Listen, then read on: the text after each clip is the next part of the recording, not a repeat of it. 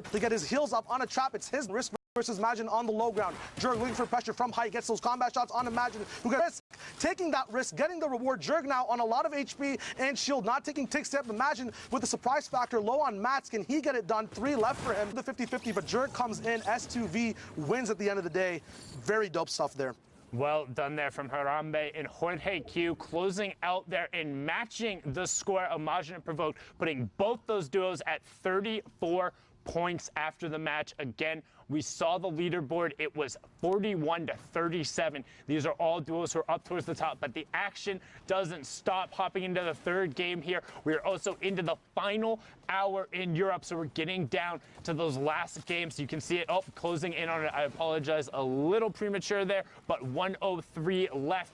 People getting towards the back half and the back thirds of their games. 49 players left, 28 duos. Yeah, these games are stacked. Looks like every single game so far has had that Storm Surge active, and these placement points are coming in around the 7th, 8th circle. So you have to be able to survive, have to keep your duo alive, have to manage your mats and your heals all the way through. Impact Fixie going up a few layers, looking for any more vantage points, any more sight lines he can block off. A launch pad coming in as people start to rotate to that 5th zone a little bit early, but the zone just started moving. Ballers all around, a lot of open pyramid edits as well, as Fixie takes a few shots but has those shields available, going up for another big shot up or another build up. Alliance Powder goes down. So as we said, these early rotations, then the cutoffs, they're huge in terms of picking up free elims on people moving. And somebody just tried to force that box as well with that flint knock. Fixie being not about it. Powder is getting enough space to be revived there. You can see that in the top right corner of your screen as the rotation comes out. Not a single player dropped on that rotation so far. We are still at 49 left, and this is kind of the proliferation of those heals. You see more people carrying heals, carrying shields. It allows you to take chip. If you get chipped on a rotation, no longer out. Good wall replace there from Shaw, and Nira getting into Noisy's box. Can they get the wall again as he gets to take it back? Does get it. Can they get the stairs in? And they do. Noisy and Arctic Dangerous going down. Well done from the EVD duo. Even with all this mobility, these guys now know the meta. It's week 10. Everyone's already caught up. You have to be able to go for these elims when you have the tools, when you have the pressure and that ping advantage as well. Shaw on full HP, Nirwa at full HP as well. Both sitting on a few elims for each other on pops. 25 people left alive. That Storm Surge is going to start ticking as well, as we haven't gone down to that 30 threshold just yet. A lot of action on low ground. Ballers still available to a lot of people as well. And the one thing you do talk about, that ping advantage, it certainly does not hurt to have the better internet going in there. But shout out to SEE and the Vietnamese team being the first one coming through there and putting on a show last night. And I think it's actually something that's a little bit more mitigated when it comes to duos because of the strategies that end up going through, where you'll have one person forcing the wall, the other person trying to replace, or the other person isn't actually trying to get the wall right there, but they're trying to get the stair in first, so then they can get the wall there. And you get to start playing games like the double combats, looking for the player in the sky there with the shadow bomb. As you see, their Storm Surge is active. We'll need to go to 30 players, and they got the knock onto Haibuzan courtesy of the storm right before taking to the sky. Looks like these guys are at the very highest point of this rift as well. They get to make the final decision onto where to land. No over, not that much going on in mid-ground to protect height as it's getting shot out by Rapti. No elims coming out just yet. Everyone playing very, very safe and tunneling very well at the moment. Crew just gets powdered down once again. Scribbly Doggy now looking for any other shots down below his mid-ground tarp layer. That's an option a lot of mid-ground bases have. They can look down anywhere in their box, just protect the top and look for any squeeze eliminations on the bottom side of the map. And we're going back on this rotation, so you can see how Scribby and his teammate just immediately turn backwards and start editing through their tunnel. Now they can just slowly edit backwards and fire shots. Stink goes out. They spray shots towards it, but it is actually the Noof who gets that knock. Killigore does go down as well. The Noof and Clinton had previously qualified, but are doing their best in here. You see Violin in the top left as we get closer and closer to the placement threshold. Kazuna and Scribby, good job cycling out right now. The Noof does end up going down, as well as Supremacy Attack, who was in that top 10. However, they need to be cautious of their mats starting to get a little lower and a lot of tunnels going on around here. Yes, and it's actually amazing what these guys are doing right now. They're waiting and tunneling as much as possible, not peeking too hard, then waiting for utility to get used. Any rifts, you go for those big shots in the air. Nesty going down now from a lower tarp layer. Once again, they're waiting for people to stop and make mistakes and capitalizing on everything as they did on the Stinks before as well. That was a huge swing, puts them up to 7 eliminations and into the top 15. That was a 5-point bonus right there for this duo, and into 30 points, up into the conversation. You can see Shaw then gets the knock onto Waste as everyone gets sent down on ultimate high as Nura is trying to work upwards and get some form of connection. He has the next lowest target. He's just going to drop down and say, whatever. Here's all those heals and the utility we talk about as we close in on the next placement threshold. 11 duos left, 14 players, so a lot of solo riders, 8 of them hanging out, while only the 3 full duos. No challenges coming on from height either, which allows Shaw to get these easy pressure picks with this gold scar. These guys making sure their rotations are perfect. Lol Boom now going down. When you have this time, when you have the Pro-Am weekend to prepare your loadout, your loot path, you get these big loadouts that are gold, all the heals you need. Another knock coming in from Nirwa. They're just tearing on this high ground at the moment. They're doing brilliant, making sure they're getting good angles, but some shots going up finally going to force them. And that's one thing we've talked about. Uncontested high ground is great until somebody from the low ground decides to take notice of you. You are the only one raining down the shots. However, cover yourself up and just reset. You'll get that advantage back. As you can see, Nura and Shaw doing a brilliant job of this, but look at the chaos on the low ground. Right now, you have Nura in your top right, Scribdoggy in your bottom right, the rest of the action on the left side as Nolly gets taken down by Kazuna, and we have our top 5, so it's all about the elims and the victory route as Violinin finds Fixie right after he gets Papsy. 3 duos left, drop down ends up coming through. Scribdoggy, will he find it? But instead, Nura comes in late to the party, cleans up 1, cleans up 2, and that is it. Shaw and Nura take home the victory royale, 10 eliminations, 44 points, putting them in contention again. We're into the final hour of Europe. We're right there. These are the matches that decide those last spots. 4 are up for grabs, Shai. That's it. 4 left. It's all around the world, man. Low, mid, and height, everything getting contested. Juice to milk for eliminations on every single layer. And Shaw and Nirwa just played it perfectly there. We see the chaos of all these builds, all these layer switches, people just trying to survive. It is the last week as well. Everyone's just trying out their honed strategies over these 9 weeks of preparation they've had, solos and duos. A lot of people splitting up, playing with new duos as well. We've seen that a lot in NA East, as well in EU, as we get into this next game. Issa and Camo on the low ground. Yep, and you can see that controller duo trying to represent and do everything they can. Issa having already qualified for the solos, Camo trying to find his way to New York City. Can they make it? And this is actually one of the thinnest end games we've seen so far, with 39 players left, still 22 duos, so a little more action going on the mid game. As you can see, representative Issa and Camo's 8 elims right now. Super impressive, and there you go. Finally now into that last hour. 3rd time was the charm, 56 minutes remaining. And again, if you are just joining us and it's one of your first weekends watching, it is 3 hours or 10 matches. The semifinals were played yesterday, and the qualifying spots are in the top right. We have already seen Oceania and the Trigger QQ duo from Vietnam take home the spot out of Asia. Which 4 will join them in Europe? And who do you got your eyes on, Shai? For me, at the moment, I think that Shaw is just playing amazingly right now. I also think that there's going to be a lot of chances for Camo and Issa to pop off as well. They've been up and down in the leaderboards at the moment, but as we can see over here, these high elim games, if you get 1 or 2 pop-offs, you're right back into the running. There is only an hour left, but everyone's already experienced in playing their 10 games, knowing that, hey, if we're behind 2 or 3 games, we can play a little bit aggro here and then catch up with those big placement types of games later on. So hopefully these guys and their game plans work out. We'll see what's up right now. A little bit of a sneaky game coming in, a 4-gun loadout, which we don't see too much from Issa, with combats, ARs, drum guns, a very AR-heavy medium ammo loadout. Low people as well on mid at the moment. A lot of calmness. When there's not too many people in the server, you have these stalemate moments where a lot of people get to have a lot of information. Now, this is good for 2 reasons. 1, the people who are boxing up know a lot of things about one another. But the bad part about it is that if everyone has information on everyone, there's so many more sightlines that get abused and used for eliminations left and right around the whole map. Yeah, it's much harder to manufacture eliminations in this circumstance because everyone is used to playing. And it's kind of nuts that we've gotten to the point in Fortnite where 39 people in a 5th circle is like, oh yeah, you know, that's not that dense. You know, it's fine. You got some room to move around and work with. But like, normally the reason people say play for late is because when you get so chaotic, if you are deliberate and you're able to get your rotation down, you will get opportunities to pick off other players. And you can see there just how aggressive these guys have been. 1,102 damage above the Storm Surge threshold. Again, that will turn off once we get down to below 30 players. As you see the launch pad come out, no bonks there. thought about challenging for height. Instead, going to go far side of the zone and box up and turn. Camo now missing his partner, actually. They finally get together once again. He's going to be boxing up, waiting for any elims to happen. These guys have 8 elims together in total. Heavy Snipe coming into onto the box as well in front of him. No follow-up, though, as it's not possible. These guys are on split layers, although that's very good for sight lines and different vantage points. Sometimes the synchronization can get desynchronized when you're not together with your duo partner. Stay with your buddy. Particularly, it's week 10. Come on.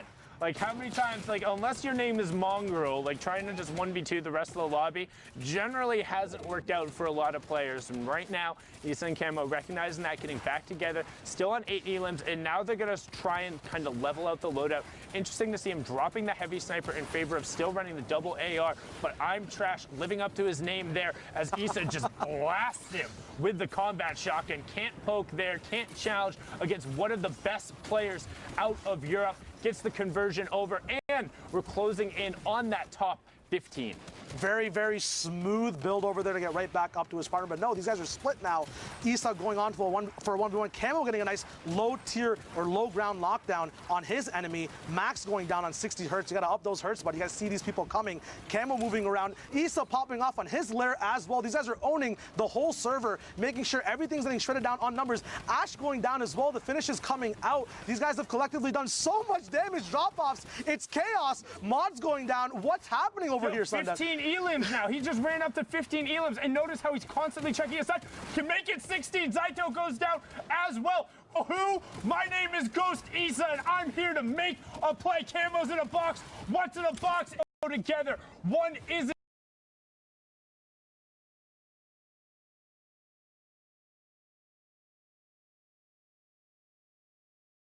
Issa picks up another one on the high ground. They're on 19 now. He needs to circle back around and find the zone, and he finally does. Narshni goes down. Delay goes down. Top Boy goes down. Closing in on top 5, and he finds it. Jinsen goes down as well. 6 left. Are their health bars working? They haven't taken any damage that's significant at all. Still both alive on separate. They're playing solos.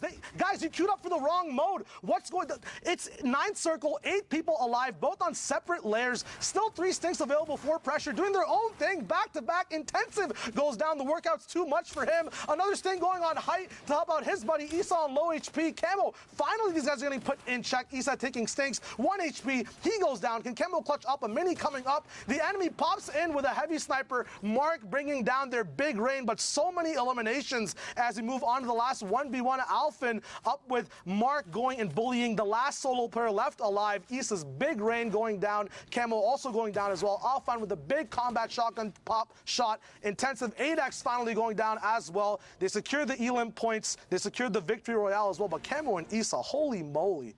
That was huge right there, but not to be understated. Alphen and Duo picking up 18 points right there, 8 elims and the victory royale. Zeke, that was nuts. Sundown, that was absolutely insane. I mean, first of all, it's so awesome to hear Shai's voice and hear how incredible he is at casting. Let's just... A great first cast. That was beautiful. First cast, especially in that game with Issa and Camo. Controller lords, you got to think with another pop-off performance like that. Yes. They could be potentially contesting for a spot. They could be the only full controller duo to qualify for a World Cup. It is the last chance for any of that to happen. So with games like that, Zeke, this is just the start of the day, by the way. This is the first block of games. We have way more Fortnite, but for now, let's hang out with Bala. I know you've pulled some clips for us to take a look at. Let's see what you got. Yeah, I can explain. I can explain some clips here of what happened into those games. Tickle. I mean, he's by himself. He's trying to clutch up, and everything was going wrong there. He ended up being placed underneath the stairs. His heavy snipe didn't get the wall. The turbo build came in, and then even here, getting the stairs placed, this duo was going to come out on top of him, but he's able to stay composed, get the elimination, and then another situation that was unexpected. Somebody lands right behind him, and he still managed to get away, even with low HP. And when we looked at the leaderboards at the front, we saw all of these teams that were in this game. Here, Orc and Andalex on high ground. They use the chug splashes to recoup a little bit before Telek unfortunately gets a little antsy, jumps out, and that's going to be the end because both Andalex and Orc are looking down on top of him. Here, Osmo goes on a tear with his teammate Milan. And I mean, some of the things that they did here, this was really interesting to me because you used to run out in the storm and just tank the damage from the storm to get the loot. But in this case, he's using the Chug Splash to recover instantly. And then what a catch there from Osmo. We're going to look at another team here, Provoked and Imagine, who are so close to qualifying week after week, especially last week 8. Provoked actually goes down on a waterfall there as somebody makes it. He didn't even actually get that elimination. He did a 112 to him to the face, but actually Jorge, who was up on high ground towards the end, managed to nag that from him. But then Osmo taking on both Carnifex and Harmy by himself. Back on Imagine though, as Osmo finally, because he doesn't have his shotgun reloaded, ends up going down. Imagine with the good attempt after we saw Provoked end up going down from fall damage, takes out Risk while in the storm, and then makes another storm play to kind of try to catch him by surprise, but it's not going to be enough. But it was so close. Zeke, this shot right here, and then look at this. He was so close. He already had his crosshair on his face, but no. Jorge is going to take the win just barely by milliseconds here, Zeke. This was so close. Man, coming down there to the wire, man. This is just what Fortnite is, right? Like, everyone's going to give it their all. Everyone wants to qualify, and that's the kind of stuff we're seeing. Let's take a look at the leaderboard to see how things are shaking out currently. I can't even read. Den Magisk, I don't know. Den Magisk? Magisk. I'm going to call him Magisk. Magisk, great. And TTV, I'm the Beast. We know you. You've been hanging out here for a while. At the top still, though, 7 games remaining. Yeah. This is pretty substantial. 3 victory hours right now, 100% win rate. Yeah. Wait, what? That is ridiculous. I mean, 62 points. This might be flipped here. Games remaining versus matches played, possibly. Benji, Fishy, and Mr. Savage, we've seen them week after week, and people are starting to, use that Fishy tag at the end of their name to get the good luck. But I mean, Wolfies and Rojo were up here earlier. They've got 57 points now. They dropped down from 1st to 4th.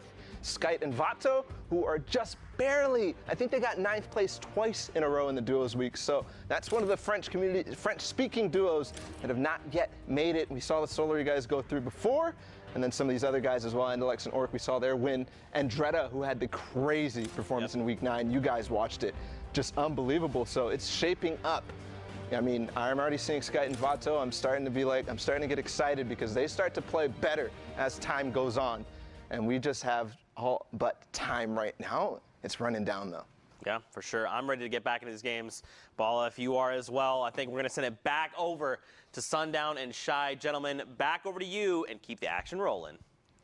Thank you so much, Zeke and Bala. All good, Shy, no worries. But I'm so excited. Like you said, we saw so many of those guys up on that top board. It's so incredibly dense. 52 players in this lobby, 28 duos remaining. And again, the 4 final spots, we're coming down to it right now. That line, because the Mr. Savage and Benji Fishy duo have already qualified, would be 54 points. 51 was on the bottom. 3 points separating everyone. That's how tall you have to be to ride the ride. And Storm Surge is on again, Shy. The pressure's active in EU, and we are in pressure plant as well. The lava's hot. These skins look hotter. The guns look very nice as well with that new camo that's out in the shop as well. A lot of edits going up and around. Once again, Geyser's up in play. A lot of free rotation, free shots being taken too, but a miss coming in from Speezy, very, very close to the opponent's head. Baller's getting shot down on Storm line. Once again, a very good position. A lot of people playing for pre-positioned advantage points and then milking those elims rather than getting them on the fly. The guys are being baited now. Can the beams come through? White HP on that opponent. His fly gets cut short. Jarkos going down now. Where's his duo partner? We don't know. His finish is going to be coming out now as these sweaty soccer skins, Alex and Speezy, are just going to be tearing up this low ground, making sure no one's allowed to be this tall for this EU ride on the northeast side of the map.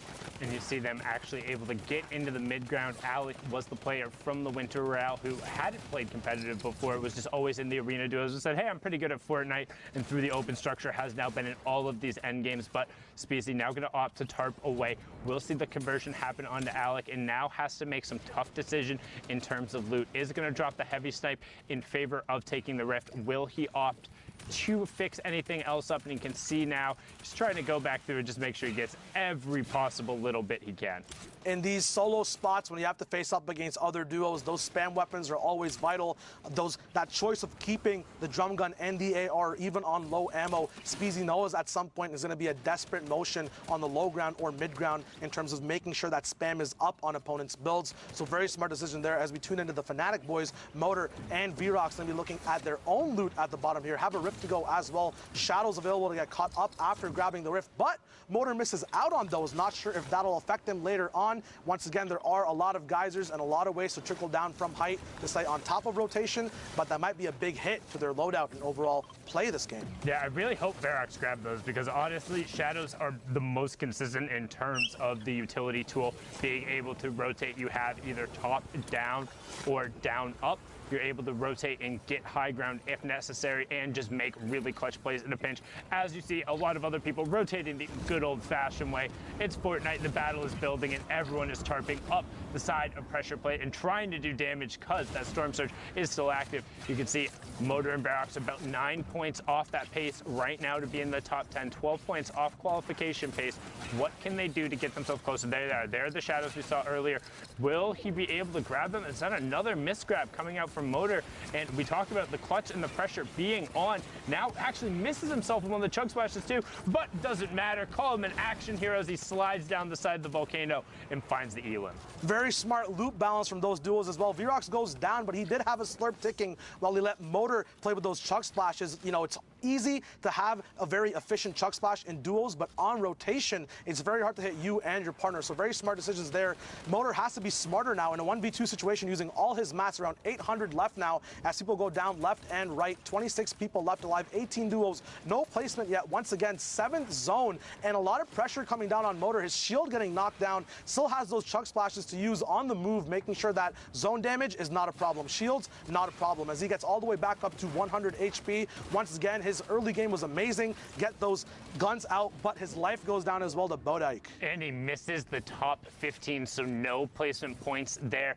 Vato and Sky are going to be happy about that, as Vato is still in the lobby. You have Ibu High now with the combat and the flint still rolling around in the ball, and Proxima Star, who was in the top 3, also picking it up there. And Proxima Star being the player who's been around forever, since like the original Summer Skirmish. So good to see his name back up there as Flabo picks up Wraith's Guard, and we're closing in on the top 10. Buhai trying to find a decent amount of space there in the middle, but somebody is way up on Ultimate High. As we're rotating around, Zeke gets blasted by Flavo in the back. Will the Elim come through? No, he's able to find the zone, but not able to pop it up, as now all of a sudden Old Man Mountain, 1-2 players up top. This is when you wish you had Shadow Bombs. Matsu and Ibu High on the mid ground. Ibu High gets that, but Proxima Star and his teammate just get to rain down shots on the rest of the lobby. Ibu High trying to find some space to exist, but he's going to have to go back over now into the plant. There's only Ibu High in a 1v2, and that's not going to be enough. Fury Legend and Proxima Star going to close that one out. 6 Elims and the victory round. That's how they were at 57 points. That's what got them up there, and hopefully they can keep on that pace to qualify. They ended that game so fast, still had 9 impulses and 2 smoke grenades left at the end, but they decided to just give the lobby a whole haircut as we move in. Once again, the same zone. Geysers going up once again. A lot of launch pads can be saved on this 5th zone rotation. A lot of mats can just be saved as well when you're up in the air, not taking too many shots and basing up, going for these big vantage points as well. Benji Fishy now, the inspiration for a lot of duos in the EU region, getting their name switched for that good, sweet luck in terms of qualifying. He's getting checked on his edit, getting a little bit too close there, giving his fish hat a little bit of a haircut.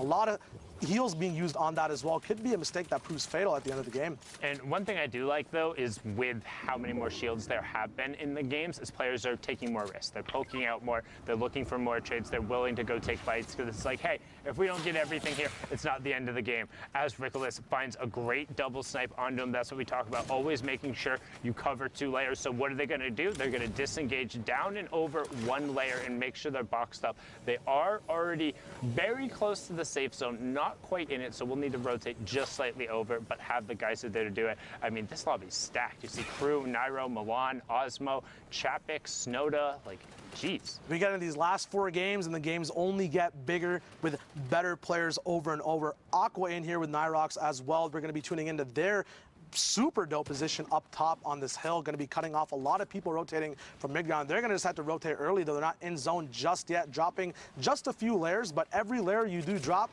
that's a box saved on mats. So moving diagonally this way is very smart, but also risky because you have a little bit less of protection from front. You just saw there Nyrox trying to get double sniped off of his position, but is dynamic in his box, saves that up. Utility now getting split from each duo, making sure each person has a nice exit plan in case that fire alarm sounds in their game and stuff hits the fan. Nyrox going to be looking out, up and around for any vantage points. 5th circle to 6th is that kind of stalemate time where you can look for picks. He gets a nice 33 damage shot on a duo moving down bottom. Aqua looking through his pyramid, looking for any information up on the map as well. Yeah, and they're just trying to chill. They're just trying to hang out right now, doing everything they can to keep whatever amount of space and to get over on the far side of the zone right away. And that's one thing we've talked about a number of times. When these moving zones come in and you have utility, you want to pop it, get far side, box up, and then turn and see the rest of the lobby. Here's a prime example of it. That's white damage. Going to follow it up right away with the stink grenade. You don't get away from that. He's going to continue pouring down the pressure, and that is Blood X of E11 going down on the side. Brilliantly done, but can they convert onto it? The Storm will move past it, so they want to go over and try and get whatever mats as well as that siphon on it. Once again, EU is so good at just using their utility and following up with the shots. Nyrox now going down, unfortunately, could not cover his head up top. Very still smart plays there, playing off of his thing, saving that last one until he had damage rather than just using it for an impact in the game. Always make sure you're milking the most out of the stuff you have in your inventory. Benji now still alive with Savage, looking for a reload while the wall goes down. Very unfortunate there. That small mag size of the infantry rifle proving to be fatal in terms of getting that elimination point. Benji and Savage now in the same box, getting caught up in a big community rift. Chapik's going down, getting knocked all the way. Not sure in the rift or beforehand. That Elam coming through, though, that shield will go back up once that server starts moving and the Storm goes over that down enemy. So he actually got knocked because that was the shot that he hit right before on him. That was the 87 tick. The Storm ended up then ticking him over and then getting it. That was that extension where it's a minute after you've damaged someone. But we have our top 15, so 3 placement points going out to everyone. The Fishies getting those as well, so on 5 points so far from this match. And also still have 2 Shadow Bombs with a lot of mats, so they're going to be able to play for late as Andretta gets picked up. So did get the top 3 points going there from top 15, but not anything more there. Majin provoked on the mid tarp. You see I'm the Beast and Magisk Pulse on the high ground above him. Takeoffs just below. Zappy and Red Rush, another duo who have already qualified, just below. Anonymous 27, not to be confused with Anonymous 72. Just below Dementos here as he's tarping towards the side, trying to make it into the top 10. A lot of mid-ground tarps coming out now. The zone will start moving in more awkward ways. A little bit of time for Dementos at the moment to see if he can put pressure down up top or down below. Putting vertical pressure upwards as a mid-ground tarper is very, very hard. His duo is down, but does have 6 eliminations. Pay over there. These guys have 8 in total. Looks like it's going to be 9 now, unless, no, it was just a finish on Dementos. He's going to be going over on his tarp once again. But it got him into the top 10, so it's fine that it wasn't his conversion because he still gets 2 points going there from knocking that team out right as the teammate went over. Now Dementos trying to find some room. So far they have gotten 13 points from this match, but they need to pick up the pace there. We saw the top duo was on 60 plus, being up 44. Needs every possible points as 27 picks up Trox. Dementos still trying to tarp over, edits himself back in, finds an angle, but immediately gets cut off. Provoked, finds the conversion onto 27, and Dementos is just gonna chill, popping that utility. And again, we've talked about it, just so many more risks and time you get there. As now he's gonna drop down and start to contest. 1 shot, 2 shot, 3 shots. Can he find it? 4. Finally gets it after using 6 of the 10 combat shots there, but stops Provoked and gets him into the top 5. That could have end up being huge, but Pulse and I'm the Beast working top down right now. Look at the chaos on the low ground. Tohaj being picked up by Benji Fishy and Evade ADDZ adds, closing him out there. Another player who has played in the skirmishes before. Beast trying to find whatever space he can. Dementos blowing up adds there as now it's a 1v2. Dementos in the bottom right. I'm the Beast in the top right with his partner, Magi's Pulse, and there there for the high ground. Dementos goes, launch pad straight up. Max Glide Height comes in. Can he build it away? Magic pops him off.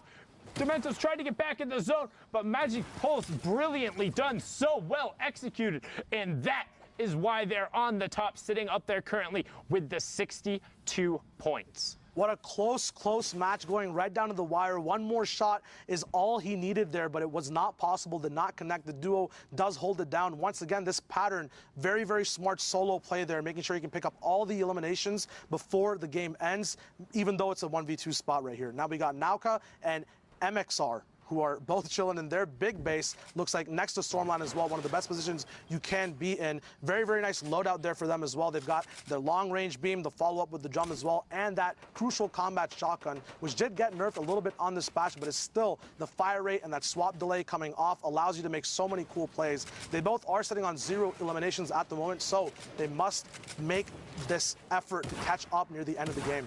Yeah, and just one thing in terms of the combat shotgun change, I feel like it's kind of mitigated just because of the removal of the shotgun timer. It ends up allowing you to kind of do, a lot of people call it the TPU Classic, where you're ramping out and you're able to effectively tarp and shoot at the same time with very minimal amount of exposure. And I think it sort of makes up for the slight change in the range in terms of the tiles and how much damage it does. So the combat still being very strong in the current meta, but you can see MXR being able to push in, trying to find the conversion. Is some pressure from above and just goes for it. Gianni Jr. showing why he's not Gianni Sr. being taken down there outside the top 20. No placement points for you and a lot of time wasted in that lobby. Just a dope reaction there to look up and then look straight up or straight ahead of himself. MXR just carrying that fight right there. Yuntos and Ryu now getting focused by the whole server. Very unfortunate when this happens. Stinks coming down as well, so that's going to be a very hard situation to get out of. Ryu now going down. Haiko getting his 3rd elimination, putting him and Ono Kill together on the same or on 4 eliminations there, making sure their points get counted up. 35 points total at the moment. That placement point's going to be coming in 4 more duos coming down. 35 people left alive, so that zone surge will also be an option as well. Yeah, and that was a high-value stink. And that's one thing you talk about, you know, it feels really unfortunate when you're getting focused by the whole server, but the reason you're getting focused by the whole server is because you're in an obvious 1x1 that was just rebuilt without priority on the next zone. If everyone is going to focus you, it's much easier to just pile in. You can hear the Rift go off left eye, trying to hit it, trying to do everything he can. Will end up finding it there. Storm Surge is active as we have 18 duos left and 34 players, so pretty much everyone has a buddy with them. And then, yeah, absolutely. This is going to be a stacked team-based endgame at the moment. A lot of 4-gun loadouts also coming in together right now. Dan Zizzle going down on Shadow Nades. A lot of multiple high ground tarps. A lot of them go down. Cazorla is going to be up top. 1 Shadow Nade left on Haiko at the moment. Andre going down from Cazorla's high ground pick. He gets finished off. Haiko gets that big reward off of it, the mats, the utility campfires as well for the end game. Pickaxe is coming full swing, making sure every wall is theirs before they set on the next move. Not quite in zone yet, but that tunnel will be very proficient. We're talking about those combat changes as well before. That also changes the range of engagement, as now we have more ARs. The style of the game and how it actually flows as more people are basing up to shoot rather than shooting on the fly if they're not going to be able to box fight, changes the way people move around the map as well. And it kind of has given a little bit of a resurgence, what we've seen so far, to the drum gun. It allows the drum gun to have a little bit more of that mid-range feel to it, to where it is going to out-prioritize the combat shotgun, whereas before the drum gun very much so got forced out in terms of effectiveness as we hit our top 15. So 3 points going over from everyone, because why run a drum gun when you can have an FSA rifle and then the combat? But now there really is kind of a space that's between, like, it's closer to like 4 to 9 tiles where the drum gun just shreds. And even now you can see, boom, tack AR, turn about face, 2 elims right there for Johnny Boy and Cazorla. Brilliantly done. Once those will end up tick over, they do have the top 15 as well, as Dan Hizzle gets forced out of the lobby. Proximustar also gets down and everyone gets pulled up into the sky. We're closing in. Boom, top 10 next placement threshold. 6 Chug Splashes still left. We haven't seen them use to their full potential just yet in these endgame Storm heal-off scenarios. Proximustar not going down, the high ground star of the last few games that we saw. A lot of wood builds means that these spam weapons are going to pack a wallop, as Johnny Boy gets another knockoff on Ibuhai, the baller player we saw from the other game as well. These Rapscallions being sneaky, moving around in brick, metal, and wood. A lot of these big mats now finally coming out, making sure that spam gets stopped down, but more pressure vertically being put down as layer switches come down from their opponents as well. Johnny Boy getting that pickup, maybe not the elimination there, as Onokill also gets another one on top. Yeah, and it was a really good try from Janus there to disengage, dropping back down, but unfortunately wasn't spotted. But Team Queso lighting up the top left as Zohan was able to find 3 elims, make it a 4th, as the Spaniards are just fragging their way almost into the top 5. But now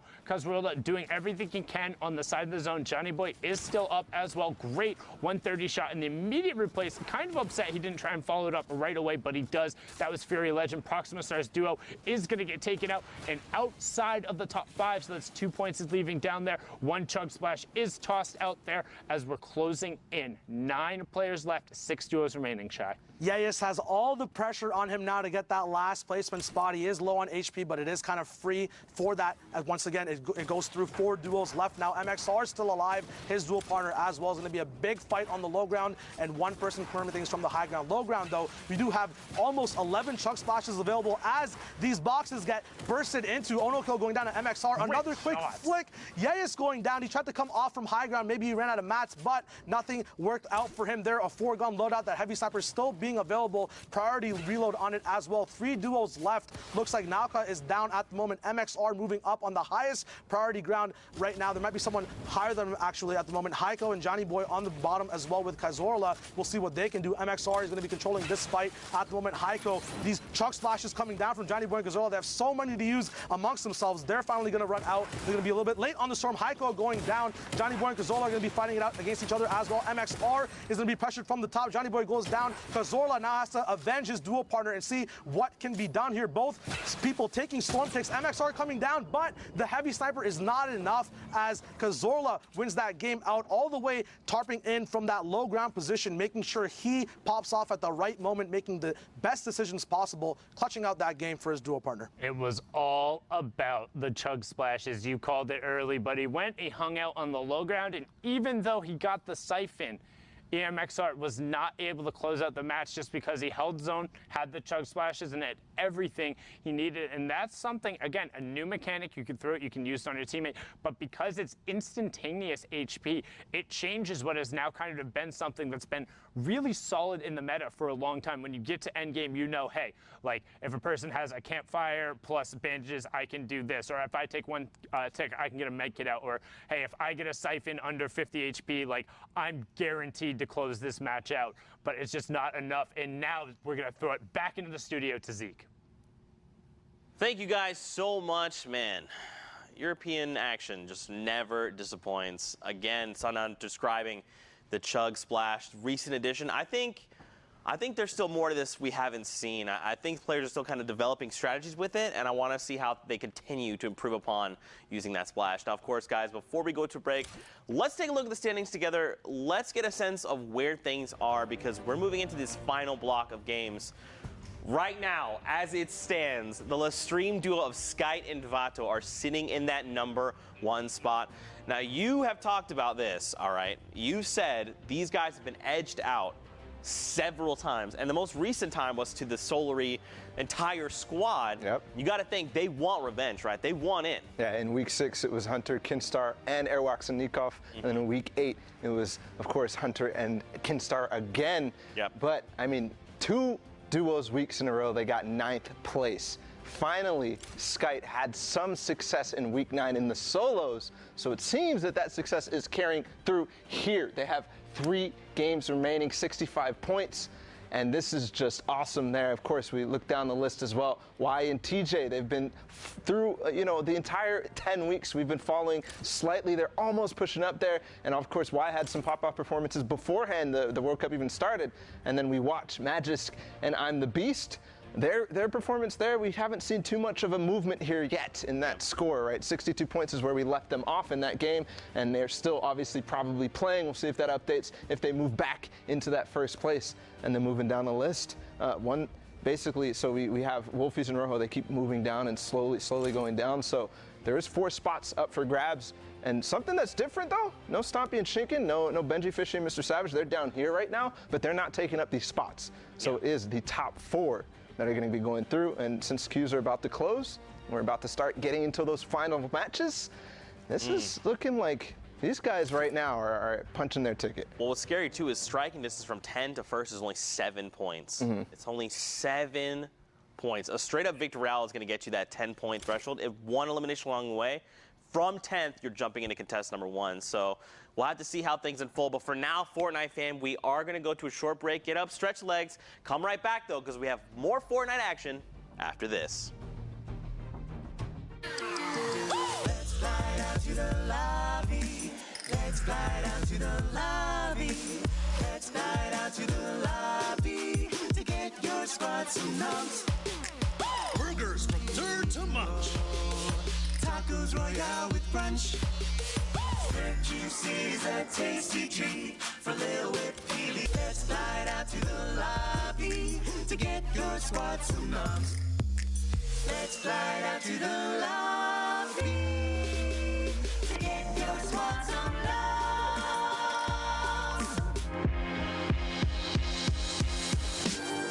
All right, Fortnite fam, we're here for week 9 of the Fortnite World Cup Online Open qualifiers. And just like this Cuddle team leader, we are very excited to be here. The final week of solo competition. Hopefully these players can take a bite out of the competition and really keep it top notch. Codename Elf. Guys, are you ready for week 9, the finals day? Man, I just had a whole bag of cookies. a whole bag of cookies. He's the yes man. I'm so happy I don't have to be near Zeke for much longer. We got some qualification. We got a dancing banana, too. I want to see Zeke wear that at some point during the World Cup. Fortnite fam, you guys know I love it when you use that hashtag Fortnite World Cup. We actually have a social producer that helps sift through all the tweets and all the incredible things you guys send us, and his name is Nick Brown. All right, guys, my name is Nick Brown, and for the Fortnite World Cup qualifiers, I've been working as a social producer. So basically, every time any of the casters say use the hashtag Fortnite World Cup, I'm the one who plays defense to make sure that none of those cheeky tweets with bad words end up on the big screen.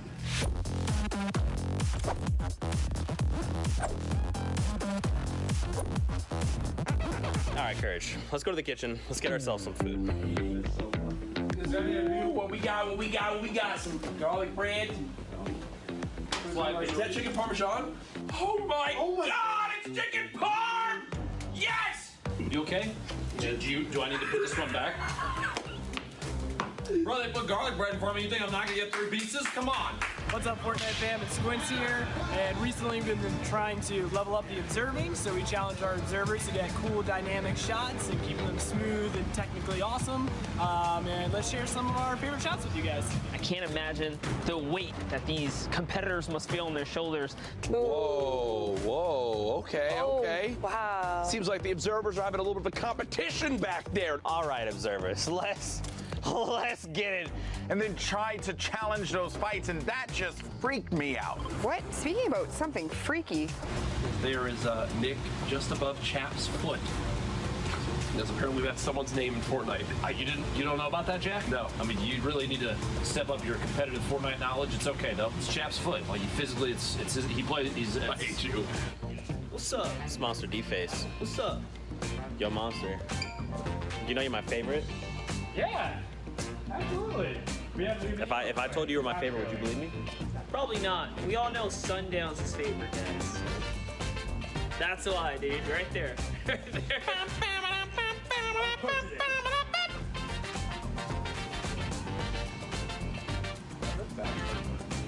What? Dude, it messes me up. You know, a lot of people ask me what the best part about replay is. It's got to be working next to GFX Becca. People ask me all the time what the best part about being a practice operator is.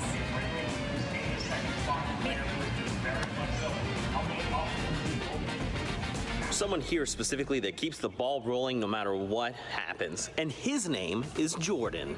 What's up, Fortnite fam? My name's Jordan, and I am the production manager on the Fortnite World Cup Online Open. My job includes making sure the production happens smoothly, handling staffing, catering, any technical issues that may arise, making sure everyone else is doing their job. He's really good at stuff. We're on a break, and Jeff is going for the high score.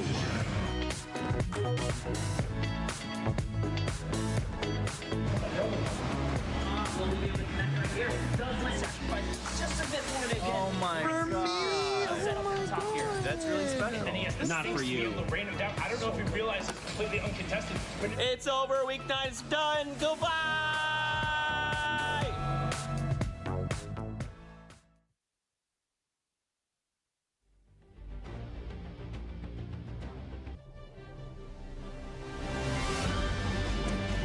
Welcome back, Fortnite fam, to week 10 of the Fortnite World Cup Online Open qualifiers. My name is Pookie Face. We've gotten into a little bit of the European action. We're playing duos today. I know I'm excited to see how everyone fares. We only have a few more spots left in New York at the end of July. So without further ado, I want to get into more games, but in order to do that, I need some casters. I got Zeke. I got Bala. Boys, take it away. Thanks so much, Pookie. We are here. Can't stress this enough. This is the final week. This is it, week 10, final opportunity, the final chance for players to earn a spot in the World Cup Finals in New York City. It cannot be more stressful than this. No, it can't. There's only 4 spots up for grabs in the EU, and we're already seeing the story shape up. Skyt and Vato might be making that last-second clutch into New York City. But let's get into action because we have to figure out who is going to be left standing when the dust is all settled. So let's get into games. Here we go. The first game of the block. So don't forget, those queue times, very, very close to being all wrapped up. Then we're going to have a little bit of extra time to just make sure everyone gets all their games through and completed. Don't forget it's 3-hour window or 10 matches, whichever comes first. Hopping on here with Kiklos, ZQ and his partner, Swats. 4 elimination between them. 41 players remain in the current lobby with 22 duos still left. Look at this circle right now. Yeah, it's going over that entire ravine there, the bridge in the middle. So kind of a little bit of a treacherous path, but I can already see, just based on the stances of some of these players are taking, they're ready to hop over with the launch pads or shadow bombs or whatever they might be using, and to get in that half in, half out, which is positioned right on that big hill with the, you know, the tree of life, as I call it. Yeah, that's one that I've taken. I just used to call it Big Tree, then I was like, no, Tree of Life makes sense. But if you're watching the bottom right, you see all the triangles. They're already converging on the new safe. So Nyrock's gonna get ripped out of the air immediately. That is another elimination, and Swats confirms it there. 5 between the duo now, and this is huge. Now keep in mind they're pretty separated, but I mean, Kiklos is in the baller, so he can kind of navigate as he needs to. Yeah, but separation is, you know, what actually caused that elimination to go down onto Nyrock's Aqua. Oh, the baller. Oh, no. Well, that is so sad to see. Just like he took out Aqua, he actually blew up his launch pad right before he managed to get on it. So Aqua going a little bit too fast, but here he's going a little bit too fast for his baller. And again, split from his teammate, just like he said, Zeke. Is he going to be able to find anything from here on this low ground position? A little bit tough. You know, trying to divide and conquer, I mean, it can work for you, right? Like, if you've got the confidence, you've got the skill, you can absolutely make it work. But look how far away diagonally he is right now. I mean, you got to think this is the top 1%, right? Don't forget the top 3,000 or 1,500 duos from the region move on to finals. Maybe you'll catch some people off guard, but for the large part, you're not going to catch many, like, incredible players off guard with that kind of tactic, right? Like, they're going to be looking. They're waiting. Like, someone's going to do something cheeky here. I just feel it. 44-88. Oh, my God. Okay, listen, rest guard. All right, I was going to say pull off another shot. He just beat me to the punch. It's like, Zeke, I got you. Don't worry. That infantry rifle being used right through the window. So strong at putting out those high damage numbers right away, taking down that duo. And actually going to manage to snag the loot as well. Meanwhile, on the rest of the server, I did see Boyer and Crippa. I saw Dementos in the lobby. So Boyer and Crippa, one of those teams that a lot of people were looking forward to, you know, qualify for New York, but not have yet having those performances in this lobby. We'll see what they're able to do. Obviously, Haxguard and Refsguard are Haxcore, sorry, are way on their way towards that top of the leaderboard, but the RPG coming in. So I believe, if I remember correctly, I think Crippa was actually picked up, and I think Boyer's by himself. Once we can take a look at the high and wide shots here and establish things, we'll get a better sense. But right now, Rotations need to begin happening. Shadow bombs are being popped, and look at this. They try and reposition here with Ref's guard. That's good. Team is back together, and the chug splashes. Thank you, teammate.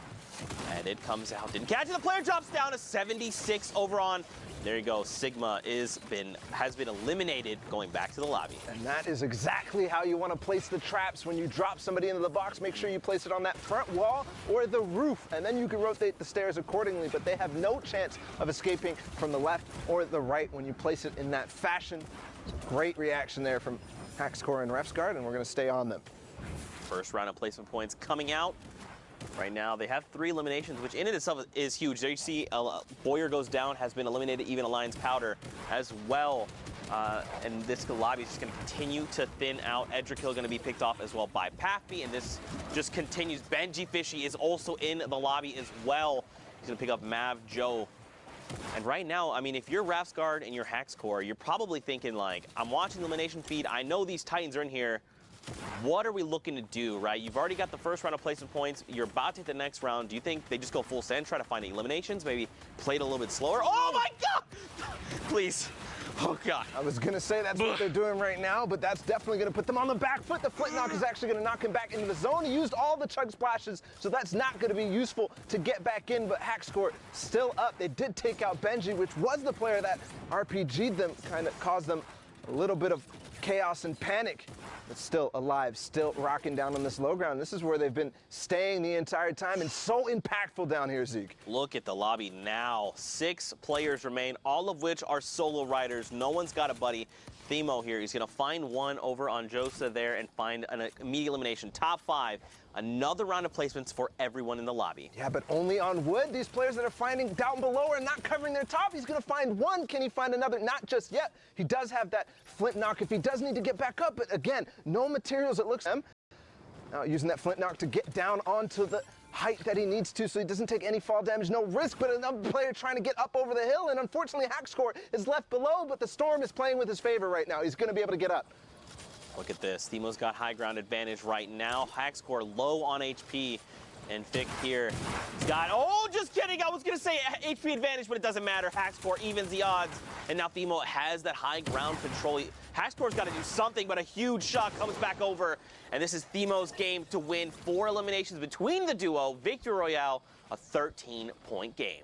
Yeah, and they tied, actually, in terms of points with Hackscore and Ref Guard. So a valiant effort there from low ground. We saw them completely, stuck down there, no opportunities to get out, but making do with what they get. So they pushed themselves up to over 60 points now, and that is definitely something that you want to be at moving into these last games. The queues are definitely about to close. There you go. We got another game, of course, more Fortnite action to be had near Happy Hamlet right now. Storm Circle 5. Don't forget, if you're new to Fortnite, the way we've been running the qualifiers, we hop into the Storm Circle 4, 5, sometimes even 6, getting right in the action, skipping past the looting, the drops, all of it, jumping right into all of the action to be had. I think we should probably refresh people on the format just in case they're tuning in for the first time. So guys, don't forget, every single elimination is a point. Top 15, 10, 5 in the victory hour, all the placement thresholds. Look at this. Cubs is just finding elims. Perfect. That's exactly what you need to do. When you're on the edge of the zones, you have options to get in. He has those shadow bombs if he wants to use them, but you obviously don't want to use all your mobility early. You only have 2 of those, so he forces out the launch pad from the team nearby. If that did not work, he still has the option to go ahead and use those shadow bombs, so doesn't have to worry about that rotation. And honestly, getting a bit of luck based on the players who are coming in, but sometimes you just force it out. That's right, man. This lobby is still so packed right now. Got so many players. Just a few one-by-ones over. Gafal, though, is going to be dropped immediately, and now we head over to Requiem George and his teammate, 2Gen Ever. They're trying to isolate this player. So this is the one we saw go down, and now they're just hunting, trying to make sure they can find this elimination as quickly as possible. I like the way they're navigating this, right? They're breaking 2 separate builds instead of just trying to bash through a single wall. Just making it more difficult. If you're on the inside, you're like, how, they're coming in from 2 different angles. How do we defend against this? They did get the revive off, Paula, but they still have a lot of pressure. On the same token, when you do go from 2 different angles, you also have to be careful because that's 2 more angles that they can use. Right. In that situation being box to box, face to face, one wall in between each other, and the stairs there kind of rotated the awkward way. Very difficult to kind of escape from that if they do manage to get that wall, if they do manage to get an angle on you. So deciding to back off, probably the healthy decision, especially as Zone 6 starts to move. We saw Jorts here drop a few, potentially one Shadow Bomb for his duo partner Ever. And here we go, they're immediately popped. The rotations are gonna come out, but again, this is a very dense lobby. 33 players currently remain, 19 of them being duo partners. They need to find more, you know, you gotta think, obviously you wanna try and make placement, that's huge, but every extra elimination is gonna make the difference on impacting that leaderboard. And I'm sure this is things they're thinking about, right? I'm just thinking aloud right now. Oh, perfect. Castery gets traded out there, trying to make a late rotation. Not today, friend, not today. What we saw earlier, I mean, they're only at 35 points in this game, but we saw Camo and Issa with that crazy performance to try to push them up in the leaderboards. They weren't in the top 10 last we looked, but you know, those performances are the one that really push you, not just 1, 2 spaces, but really 5, 10, 20 even in some cases. That's right, and look up top, FaZe, Vorwin, and Atlantis Tux. They've got themselves the high ground advantage, which is huge. It's going to make a difference. Look at this. Someone trying to challenge, and immediately they say, we need to bail out. This is not the strategy. And Razny gets shredded like shooting fish in a barrel, comes right out of the sky, and the elimination is confirmed. And this is even with the changes to the combat shotgun, the effectiveness at range getting dropped a little bit, but Warwin not doing anything, not worried about it at all. But here, Tux is going to be fighting for height. I think Warwin, his teammate, needs to start pressuring and stop this. But oh my goodness, what a shot up above the builds. Tux is going to find that elimination just there. Sloopy not going to find a height. Still going to be on Tux and Vorwin. Advantage to them. Crack a ball right out in front. He drops the player and gets some blue damage numbers. Remember, that's on shield. If it's white damage numbers, they've got no shield. Tuck's gonna soak. Poseidon. Jube just gets ripped as well. People are just being picked off left and right. More shots. I mean, at a certain point, Zeke, it's, do I even want to glide up there? But hold on, because somebody does go into zone and make a play for height, and that's going to be the signal for Tux and Vorwin to drop down. But as he says that, he's got a partner in crime going down. Nepsi cannot go parallel to Tux. Vorwin still has it, though. This is huge, too, because he didn't have many builds, and that Elim gave him a ton, so now he can actually go try and meet back up with Vorwin, see how things are going. And, I mean, Tux and Vorwin, they're playing out of their minds right now, but look at everyone down below still. You got a few people in Ballers. Gafal was on lethal HP. So many people in that mid-ground tarp that are now engaging Fremont and his dual partner. 9 eliminations between them. They just hit top 10. 2 rounds of placement points. What in the world? A 14-point game, 15-point game. Yeah, and we just talked about Camo and Issa's performance, and Fremont and Kong right now making their way towards one of those that will push them up the leaderboards. They're at 66 right now, and maybe making a case for them to go to New York. Fremont and Kong, a little bit of a break right here. They're going to drop those turrets out, make sure that that's not going to be in the trap rotation. He's going to get it. The trap doesn't go. Oh, yes, he did go in, but not going to manage to do it. Finds Rasco regardless. And now his teammate as well. He actually finds Kubex, too, as they drop down all together, but it's now only Fremont. And look at this gaggle of players down below. I don't know if they're going to be able to all survive. Right now, Fremont does go down, and it's now Tux and Vorwin against Edwin on his own. Tux goes down and already finds the shots. And that's going to be the victory royale for Tux and Vorwin. They played that so well, right? Like, they just waited. They knew, and especially 8 eliminations. An 18-point game, this is massive. This also, we saw the other duo was at 62 points. They're now at 66. So you got to think they're contesting for at least top 5. But for them to realize, like, look, everyone's down below. They're all fighting on that low ground tarp. Let's just hang out in the sky. Let's just do what we do best. Wait this out. And, of course, everyone, like fish in a barrel, comes to them. But look at this. Stompy and Shinken here. The little thin pancake. Who belongs in my heart forever.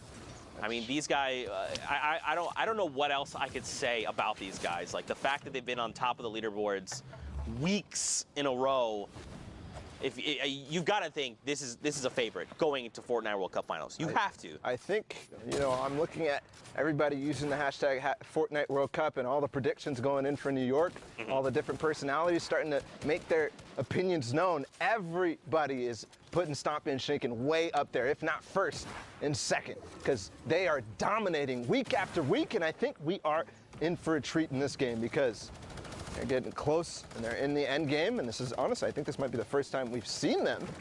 And you know what they do in end game, Zeke. It is crazy, clinical Fortnite. They absolutely terrorize the lobby. Everything they do is about how can they get an edge up, and then they make sure they're almost like squeezing the life out of you very slowly, right? Suffocating is like the word my mind went to, but it's kind of just like they're bringing the wall. It is that. It is that, right? Because like when they do find an opportunity, they pounce so hard and so fast, and you have no time to react, and they just come from multiple angles, just like this. Stompy from above, Shinken on the bottom, and he already takes down one carries exactly. You see Shinken switching to him right now. He actually can get right behind him, and he finds it, but does now need to make sure that nobody is going to take advantage of the fact that Stompy is down. You can see immediately editing him down all the way because he needs to change positions. Everybody knows they just got an elimination in that box. And I think Freddy and Snagged right here are going to see if they can take advantage here. They're definitely getting the loot, so maybe that's enough for them. I think they're going to get the revive off. And don't forget, Shinken actually has a Chug Jug in inventory, so he's going to be completely okay. He passes it over to Stompy. This is good. Now they have to have the 15 seconds. This is where things could get a little crazy, right? Because we saw the duo up above. If they decide to challenge, Stompy is not in fighting condition right now. A note there that Stompy went so far away from where that initial fighting was and goes all the way to the farthest spot, not only for the zone, but also for anybody trying to find out where you are. And here comes the launch pad from Stompy. They're going to move ahead. Ooh, a nice little short launch there by accident even, but I'll take it if I'm Stompy. Absolutely. And just to reiterate your point, these guys are playing at the highest level possible, right? They know what a Chug Jug sounds like. Those sound cues are so very distinct. If you're sitting in a box and you hear that sound down below, you're like, we're going down. Let's make some edits. Someone's on critical. We're going to take him out. And that's why he moved so far away to make sure no one knew what was going on. So huge. 23 duos left, 39 players. Right now, they're making a rotation. You've got people out in front, which is good, and they're still staying close by, which is really going to maximize their efficiency here. And a lot of people going down in the lobby as well. I think staying close by is something we're actually not really used to seeing from Stompy and Shinken. We see them trying to take over the lobby and get as many opportunities as possible, but what is that from Stompy? I mean, but one of the things that is very important here to note is their mobility is starting to look scarce. All that we see on Stompy right now is that glider play. They already used their shadow bombs, the launch pads, because of the position they were put in. They couldn't rotate early. So here, staying together, making, oh my goodness, he found got a rift. As I say that, the rift to go, the almost most valuable item at this point in the game, because not only are people rotating in the congested zones, but they're not looking up because that first portion of the movement, everybody is looking to see where do I need to go next. And they've got a great bird's eye view, right? They're slowly descending on. You've got Alpha there going to drop down, but look, so now they're going to make the decision. We have to contest. Oh, they knocked out. Someone just brought the entire structure down. It depends on what they decide to do. Look at Stompy. He's already trying to contest for the high ground, and Shinken had to stop for just a moment to get that many off. He's got the Shadow Bomb, but I don't think he wants to use this right now. He gets cracked from behind. The Slurp is still ticking right now. He's just got to get himself into safety. He doesn't have any other utility baller, like a campfire, that would help him right now. Yeah, but possibly Stompy does, and he's right on top of him now. So great, staying together. They're glued to each other, almost in another elimination. First finding it before moving out. He gets stuck in the cone, but he's got to cover himself first. Does end up going down the zone. So perfect play here from Shinken, and he's moving forward. And they did get in the top 15 just now as well with those 2 eliminations. And just the way that Shinken is like fluidly chaining eliminations back to back. And remember, if you don't finish that player off, there's a little bit of time before that siphon comes through. There's a player in the box. It doesn't even matter. Nebby gets shut down. They're on 11 eliminations right now. They're about to hit top 10. Bala, they're playing out of their freaking minds. Nebby, one of those players who was towards the top. Him and his teammate from Evade down here from Stompy and Shinken. 2 people who have already qualified who are not playing for qualification spots, but playing for keeps.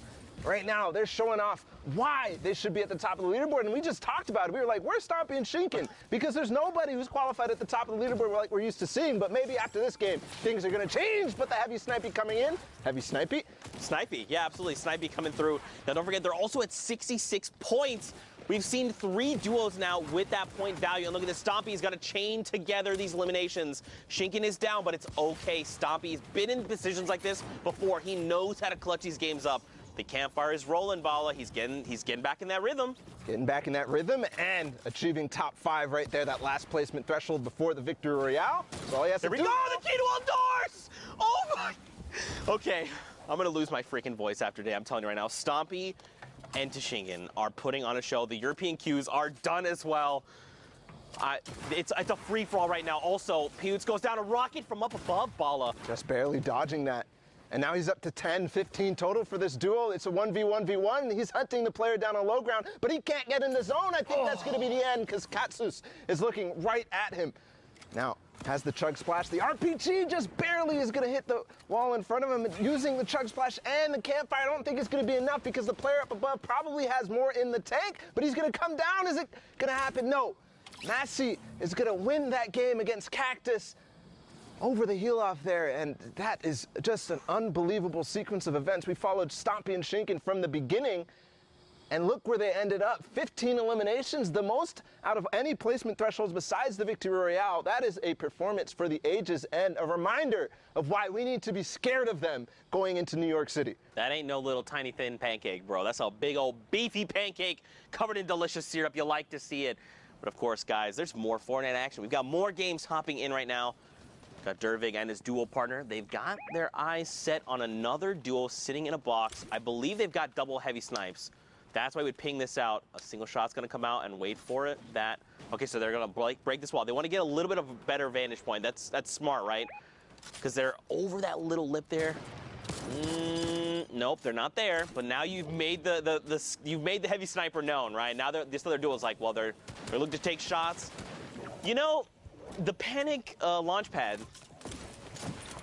I don't necessarily know if that's panic. Right. So they are in the side of zone, making their way in, and you can see now Drivig and his teammate Waldo are going to go in, but he box fights indeed, gets Wetbra right out of there, no chance to react at all. And that is something that you can catch people by surprise is they're trying to make that rotation, right? They're trying to figure out what their plan is to go forward. And because of that, they're all looking around. They're not paying attention to the fact that they're not covered. They're not paying attention and listening to the fact that there's a heavy sniper coming in or just a pickaxe even from one of the most obvious locations right above you. And I mean, you saw them separate for a moment, him and his dual partner, and now they just use that rift to reposition and get to go close back together. You got Marcote here and Squalls K. Marcote here has got 6 eliminations. Again, this is almost unusual, Bala, because I feel like, you know, semifinals are typically the day where you find a ton of players sitting on mountains of eliminations, right? Borderline double digits at times. But on finals day, very rarely you see that happen. You see eliminations be picked up toward the end, right? When you break that placement barrier and then you're like, I'm just going to catch people making late rotations. But that's not been the case today. You can tell players they're ready. They are so hungry. They want those tickets. You can almost feel the pressure that they're feeling, that they're playing with. Right? The high eliminations, they have to go for it because it's all or nothing right now in this moment. There's only 4 spots left up for grabs in EU. That isn't much out of all the players who are playing and out of the top 1,500 that made it from semifinals to today. That's right. And remember, we recently saw the highest point value we've seen is 66. So we know that's like, we'll say top 10 at best right now. But look at everyone in the sky all hanging out. May have been a rift to go, a community launch pad, a potential guy. Yeah, the vents are right there over by the hot spots. Right now, Alpha and Mark, they're just chilling, trying to find more eliminations. Any at all would be helpful. They find one. That stink bomb coming to great effect as players start to make all their rotations, and it was a perfect opportunity to use it because as we saw, there were so many players in the sky, and those players in the sky are all going to end up being low because of everybody else looking right up at them. So a good opportunity for a lot of people to find eliminations there, but I'm going to opt to rift as they start to get pressured and as the 7th zone starts to move. This is going to be a little bit weird, right? Because remember, we're fighting in that biome that's like forest, the big tall trees. Depending on where we go, they could potentially land on the top. Let's stream Vato there in the bottom right corner for just a moment. They're in this game, and remember, they are looking to qualify. Wolfies and Rojo, we saw them earlier, right? They were in top 5. Yeah. They're still here with 65 points. For some context, when we first checked in on the leaderboards, it was Wolfies and Rojo who were in the top spot, but they did get overtaken by Vato and Sky, so this might actually come to a head. Those two teams facing off in this game. Here's Wolfies getting in that box. He's going to take out Jachu from behind. But his teammate coming through with the trap, not going to be enough because Wolfies, the quick edit's going to go back on top of him and does find the elimination. Precious goes down. Even using the turret there, I mean, I'm wondering if that was a panic or an accident. But it's going to work out perfectly because if anybody was playing down below, he actually doesn't have to spend a cone there. It's not going to go down. It gives you extra HP on that floor. And look, dude, they're still in this. Sky and Vato, they're in that middle ground tarp. They're actually going toe-to-toe with Wolfies and Rojo right now. This is the duo that they're fighting. So look, they actually have 70 points. This is now the new highest total we have seen. So it must be another 2 points coming in. They've hit top 10. The next threshold they're looking at is top 5 ball. It's coming down to the wire. And you can see how careful and calm they are playing. They're making sure that they spend the time to use their heals, use their items, because if you don't use them, you're going to lose them. And finding one that's Drivig who goes down, and they're still pushing for that top 5. They're still pushing towards that victory royale and looking really good while doing it. I thought that was Wolfies and Rojo. I thought with my heart of hearts. I believed it. And look at this. Watch the top left. Rojo finds another elimination, so you know he's alive and kicking. They've hit top 5, 75 points over on the Lestream duo. The French-speaking community's got to be losing their minds. Up above, you got Mark and Alphen as well. The question is, where is Wolfies?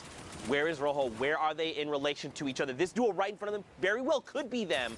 Or it could be Alphen and Mark. It depends. I want to see this high and wide, man. I almost want to see a 3-box. I got to know with my heart. Well, the trap going in there is definitely going to de-incentivize Sky and Vato to go in, and there we can see Mark and Alphen up top. Wolfies and Rojo down below. They take out takeoffs. And now it's all time to go right down. They know exactly the situation, but Sky gets taken out right away by Wolfies, and they're still fighting. Vato goes out. Rojo and Wolfies take the win there, and they're still going. There's only 2 players remaining. It's a 1 versus 1 right now. Low HP, though. And Smoke, Mark, and Alphen are going to come up from the top and clean up house. That was insane. They ended with 77 points. That extra 3 points would have probably helped get them to that 80 threshold and just help build that lead. But this is absolutely insane. I think, Ball, for now, we got to send it back in the studio. We got to meet up with Pookie. We got to see how things are going. So, Pookie, let's send it your way. Thank you so much, Zeke. I am here in the studio. Those games are absolutely wild. EU is, like always, not disappointing, that is for sure. But I am joined with my good friend Sundown. He has got some clips for us. I know you got a little bit of Stompy. Can't wait to see that. Show us what you got. Yeah, let's actually jump in right here with some of the duos who have been popping off so much today in the last block. First off, we had the VAR duo of Refscar and Hackscore being able to put a ton of work on the mid ground. So first, you can just see catching the players who are trying to rotate through, putting the legendary infantry rifle to work, finding Comey there. But watch what happens on the rest of the mid-ground tarp. That's one thing we talked about, being ready to fight at all times. Catches Booth right there, 0 ping, won't save you as Refscar, then immediately edits around, checks another angle, gets the cleanup on Idrikill. That wasn't his knock, but the materials that he ends up getting from that was huge. But Hackscore is then covering the other side, is able to get the other part of the Valhalla Vikings duo, and now they're going to work. Benji Fishy, one of the best players in the world, going down on the backside, brilliantly done, and Hackscore picking up another one on the Impact Fixie, fragging his way into the top, but wasn't able to close it out. Tux now, on the other hand, was a one-man wrecking crew here. Just watch him going to work on the backside of the storm and putting the combat shotgun to work. I mean, for me, you can tell it got adjustments there with how Tux is just lasering people. And then that shot was so good, catching Nipsey in shadow form as he dropped down around the side, and he wasn't done yet.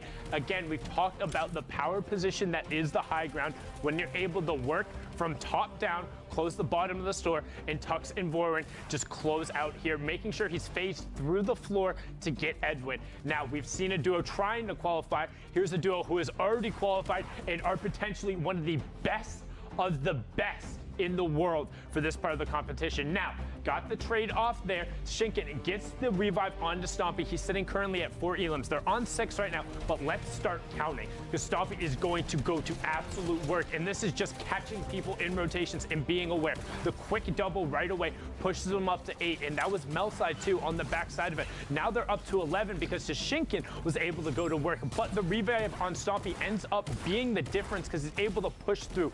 Finds Mashus right there, now up to 12 as a duo. You will see Shinken go down on the backside there, so Stompy is just going to continue being a one-man wrecking crew on the tarp, up to 13 as a duo. Heavy snipes his way in, doesn't slow down, and continues pushing the pace, picks it up there, but unfortunately wasn't able to close out for the victory round. Stompy putting on a clinic, showing why he's able to contest for the very top. Now, as we talked about, the queues are closed, but we're not done yet. We want to see those final matches and what's left, Books. For sure. Now, interestingly enough, I had the opportunity to speak with Stompy the other day. You know, we exchanged a little bit of back and forth about how he's feeling for World Cup.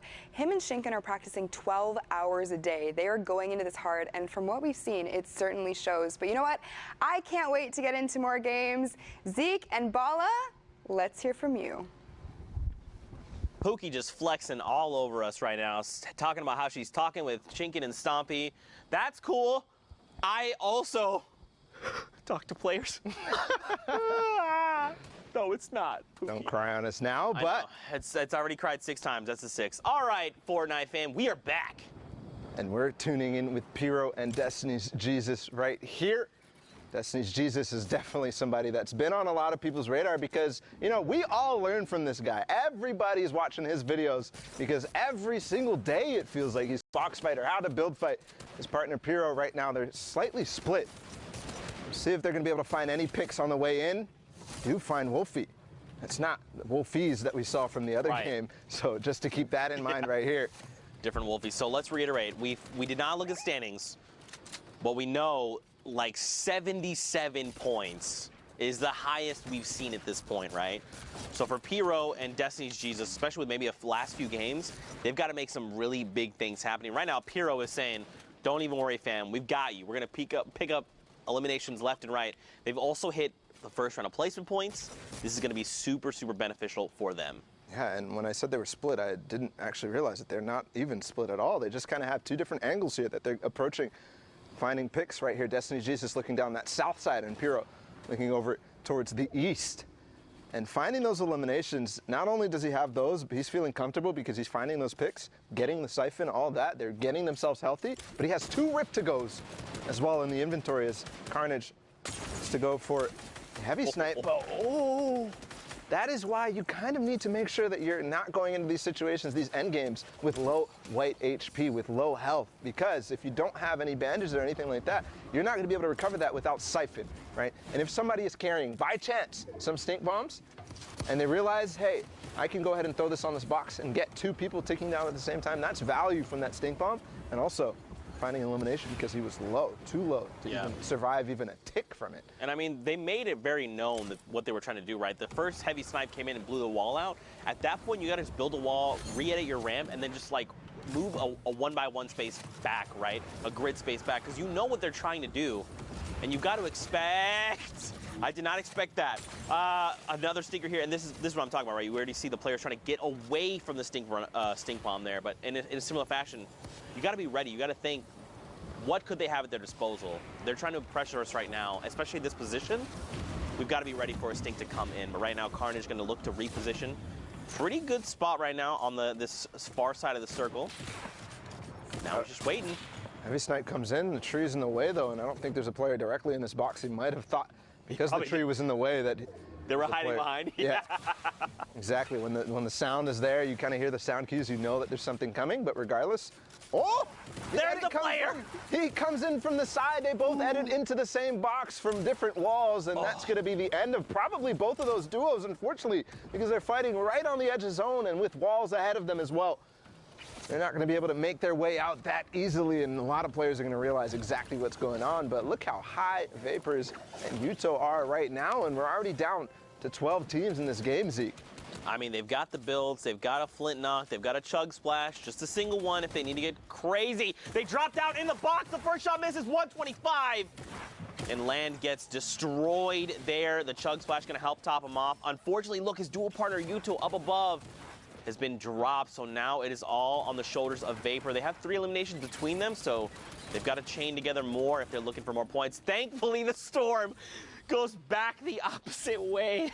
And look who actually took high ground from them. It's Destiny's Jesus and Pyro, who we saw in with before, and he still has that GL that he's been using the grenade launcher from range, finding himself one before, and they're actually going to find another Rift to go. Not going to be that useful right now, but that GL is going to be, because they are having a free roam range right here up on top. They can throw this GL down in so many different cracks. And did he get it in that wall? Yes, but it's not going to find any damage. Actually, somebody fighting for height right now, but with those build fight tactics that he's been working on, he's going to go ahead and crank right back up and not let him take it. But in this case, does end up taking it. The Chug Splash coming in. Ooh, a Rift play. This is kind of an all or nothing. They might land on Alpha and Blaster right here. No, they're going to go ahead and scoop back out of the zone, but no, Pyro lands, and Destiny's Jesus didn't, so a little bit of miscommunication right here. Is Destiny's Jesus going to be able to maybe knock this out? Because I know Pyro has something. He does find Blaster, so is he going to actually take this team on head-to-head right now and possibly put themselves in position to win this game? Destiny's Jesus making his way right back up, and this fight is for all the marbles. The spam coming in from below,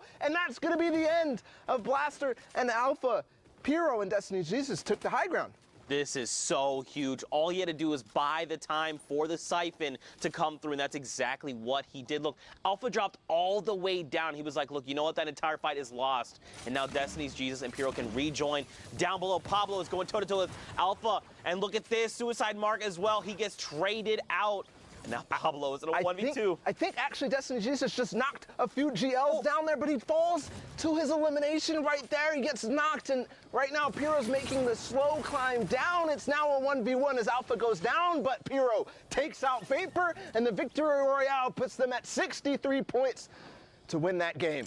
Man, so don't forget, we've seen quite a bit of points. They very well could be contesting for top 5 right now, and that would be absolutely huge. But of course, more games, more action to tune into. We're over by Tomato Temple. Look at it. All hail your tomato overlords.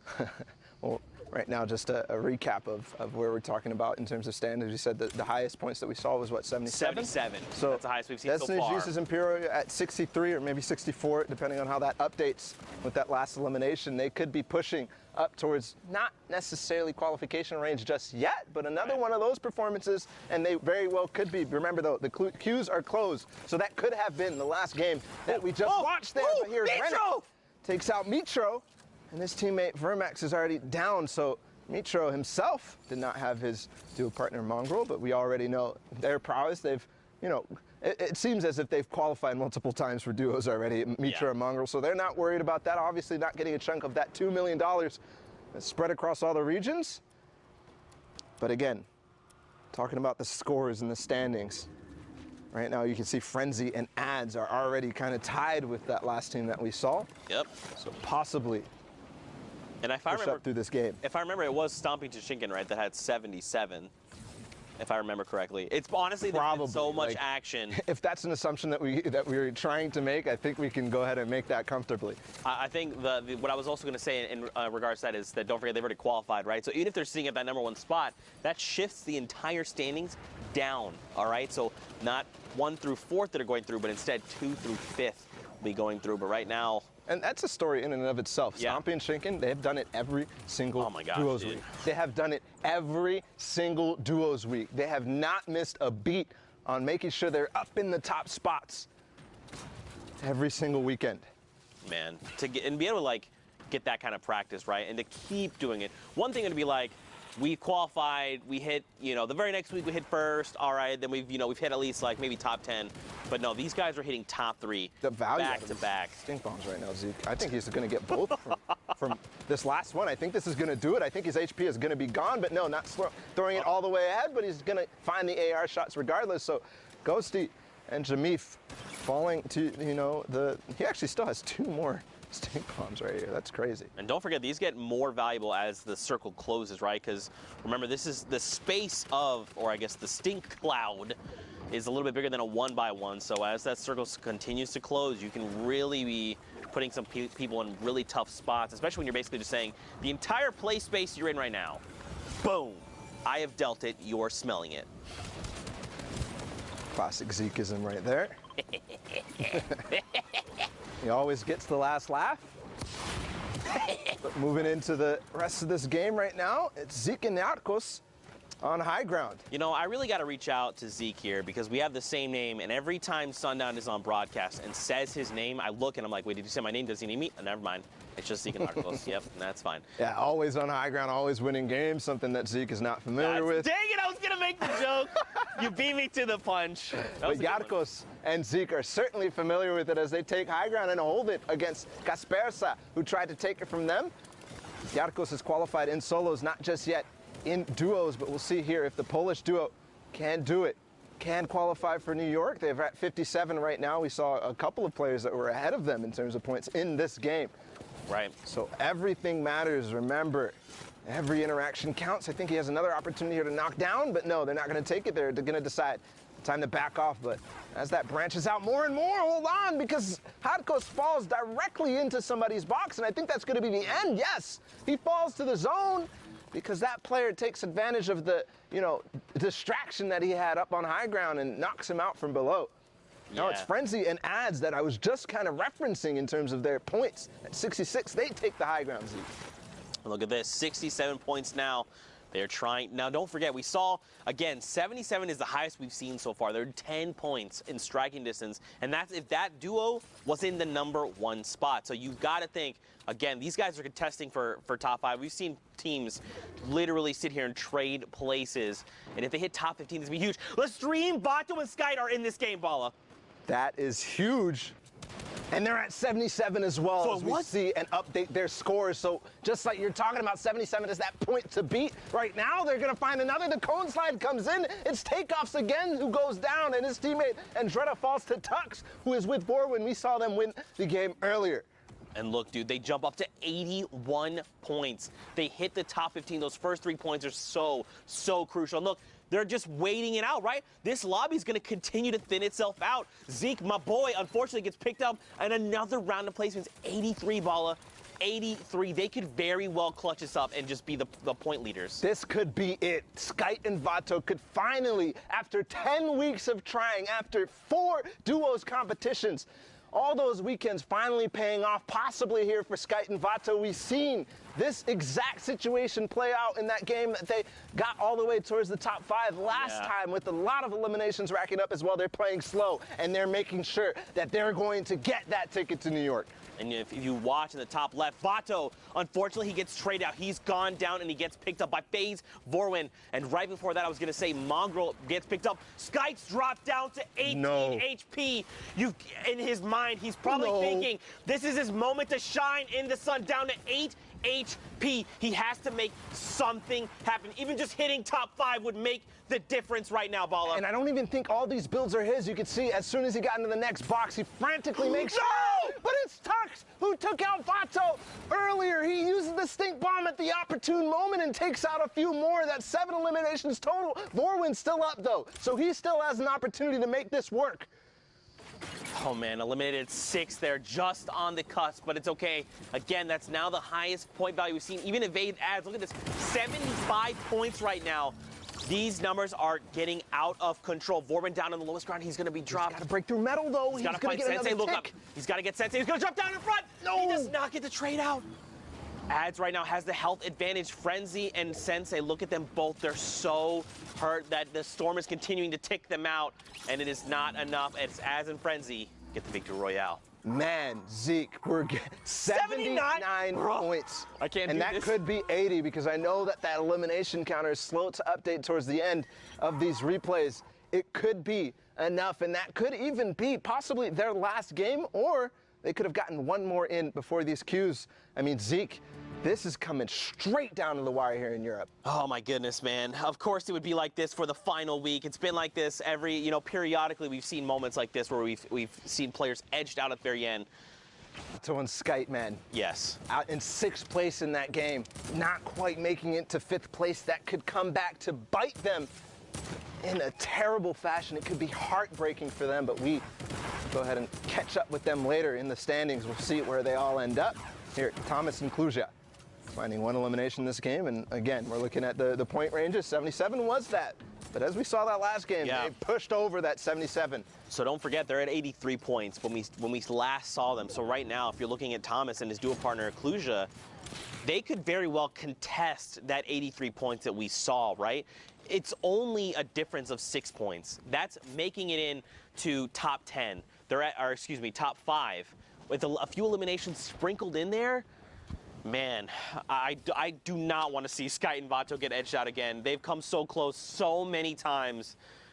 This has got to be their week, and you've got to think they're thinking the same thing, right? They're like, it's all come down. We've put everything on the line. We're playing our hearts out.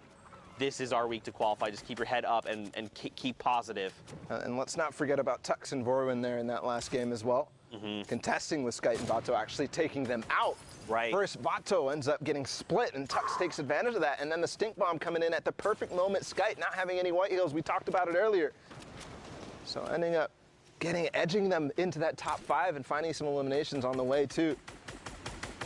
Probably kicking themselves, thinking if we had made that top 5, it would have just helped ensure that our placements were very high. But right now, the current game, Berlof here and his duo partner, Artemis Swede, they're in top 15. Don't forget that first round of placement points is great, but they're at the 39 threshold. They've got to make more happen. And don't forget Thomas and Kluja, they're sitting on 77 if I remember correctly.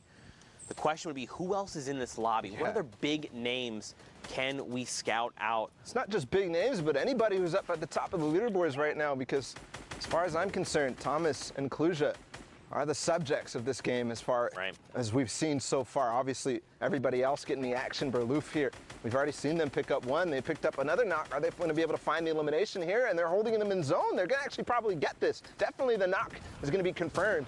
Oh, he should have just taken the shots with the AR. He's going to get blue damage numbers over. Here we go. Isla there gets picked up, but oh, man, this is coming down to the wire. This 14 number hasn't quite changed. Top 10 is the next threshold. Well, they get knocked out. Oh, they're coming down. They got to start building down. Did they drop? Probably just a little bit of damage there, or, you know, started using the glider redeploys. Yes, the rift comes out, actually, for Berlof, but I don't think he took his teammate Sweet with him, no. You see only a little bit of white HP missing, so probably maybe used a shadow bomber or maybe a flint knock or something to save himself from taking the damage, but who's on high ground? He's looking to see, maybe I'm going to make a play right now. No, he's going to decide, I want to join my teammate, and Sweet has a perfect hold for him as he edits him down through it. It's Thomas and Kluja on high ground, by the way. Yeah, this is a game. They need to close this game out, right? Like, yes. We know for a fact 83, again, in case you just tuned in, that was the highest threshold we've seen for points. Kluja and Thomas, they were at 77 not that long ago. They're about to hit top 10, which is another round of placement points on top of any eliminations they've picked up along the way. Down below, though, Swede and Artemis Sweet and Berlof, I hope I'm saying that correctly. They're making things happen, right? They've got the 6 eliminations. They want to try and rack up as many as possible, but they are so far behind right now. And I've got to criticize the use of that second shadow bomb there instead of getting into the box. Maybe a misclick or something, because now he doesn't have the rotation to stay with his teammate Berlof, who does have 1 more shadow bomb remaining. They're going to have to path in and walk it in. Right now, again, top 10 is another round of placement points. Everything is going to slow down. Santo is single, unfortunately picked off right there at the edge, missing out on those points. I want to go back up top, right? I want to see what's going on with Kluja. I want to see their points right now. Berlof, Sweet, he's dropped down to nothing. Anyone could accidentally sneeze in his direction and he could get picked off. Someone finds it. It's Detox who's going to be picked off in the crossfire there. Now Sweet, again, he's ticking. It must be within a stink bomb, and he gets traded out. Berlof does. But Sweet, look, his HP jumps up, so he must have found elimination. A second before, if that player doesn't come from behind, he actually gets the siphon and probably survives there. Yep. So everything coming down to these milliseconds decision. I still haven't seen Thomas. Yes, they finally got 1 elimination from up on high ground. Sweet starting to use that campfire. It's full effectiveness here as the zone starts to go back in the other direction. 5 duos remaining, 7 total players. Oh, and Thomas gets picked up. That puts Artemis Sweet in the top 5, another round of placement points. So does that mean, that must mean they both have been eliminated? Yes, they are both gone. Right now, on the high ground, you've got a player, and everyone else is super huddled together because don't forget, this play space is just shrinking right now. Stir Six, his dual partner Twix, is alive. They find Sweet, who gets picked off. I love the placement of that trap, though, and the quick reaction from Sweet to actually edit his cone in a certain way so he can make it out unscathed, but still, 4 duos remaining. One player drops behind. They're all the same skin for some reason, and Stystrix is going to be able to find him easily. So that duo down on low ground by themselves right now against 2 more players, Nijulian and Oxy right here. And down below, Styrix and Twix are the only duo left. They immediately shut down Oxy. They're like, one player's pushing us, just let's cooperate, let's shut this guy down, and now they're in a 2v1. Gooden here is gonna have the fight of his life, and he's on the 64 points. We've seen a lot of players hovering in that range. This could make the difference if he could find both of these eliminations and the victory royale. 5 points could make the difference. He gets cracked, Bala, down to 23-13. Oh my God! Oh my God! That was the sickest split knock I've ever seen! That could have been the sickest split knock I've ever seen, because if he got that elimination and landed, he could have gotten the siphon and all of a sudden forced this into a 1v1 with HP advantage. But unfortunately going to go out into the zone, not able to control himself with the flint knock. Just like Zeke here, a little bit of excitement there from that play. I'm melting in my chair. I'm just slowly sliding down. I'm trying to collect myself, Fortnite fan, but it's not working right now. Next game, 62 players, 34 duos, still sliding down. 85 points from Rojo and Wolfies? Okay, guys, all right, listen. So they were slowing down when we last took a look at the standings when I was up there with you, Zeke. They were slowing down. They fell out of that first place. They're starting to creep down to that 6th, the 7th. We were talking about whether their games have been played yet, but climbing back in a strong fashion here. They've got one more game, and at 85 points, if they make this a big one, they could break 100 and almost guarantee themselves a spot to New York. They have shifted gears, shifted mindset, and have said, we need to punch our tickets. We need to be on the stage of the World Cup Finals in New York City right now. They've got 3 eliminations between them. Don't forget, top 15 is the round of placement points. They are halfway there. They've got to play this smart. They've got to find these few eliminations, like this one player roaming around. Oh my God! Elite gets picked off, another elimination heading their way. And look at this, they're just looking to confirm eliminations, beam players as they can while being as safe as possible, because look at all the resources they've got available to them. Shadow bombs, chug splashes, the combat, minis, they've got it all. They're looking to make this, Bala. It's kind of crazy. I actually thought that he had an infantry rifle in his hands, but no, it's actually a heavy AR, which you don't see used too often anymore because of the effectiveness of that infantry rifle at long range, but you can't. You got to take what you get, and maybe he even prefers the heavy AR, because it does have, you know, a bigger clip in it. Yeah. Not doing quite as much damage, but up in the top left right now, we're not only looking at the thresholds reaching top 25, but Mr. Savage goes down in this game. Not too consequential because he's already qualified for New York, but that's another hint that they're probably not going to be making it up there and taking those top 4 spots. That's right. Don't forget they've qualified, which means right now they're playing for money, which is great. So you got to think they're trying to find eliminations. Den, Magic Pulse, by the way, someone tweeted at us. That means the magical sausage. You're welcome. The more you know. More shots coming out here from Ollie is cracked. He did not manage to crack that player's shields, but the shots were pretty on point, and he's, of course, 761 above the damage threshold. For just a brief moment, peeks out, and Ollie finds and secures it. I think he might have also hit Motor's teammate, Barox. I believe he did. As he jumped out of that box, I'm looking at Wolfies and Rojo right now, carpeting their way towards the zone. They're going to go ahead and decide to launch pad.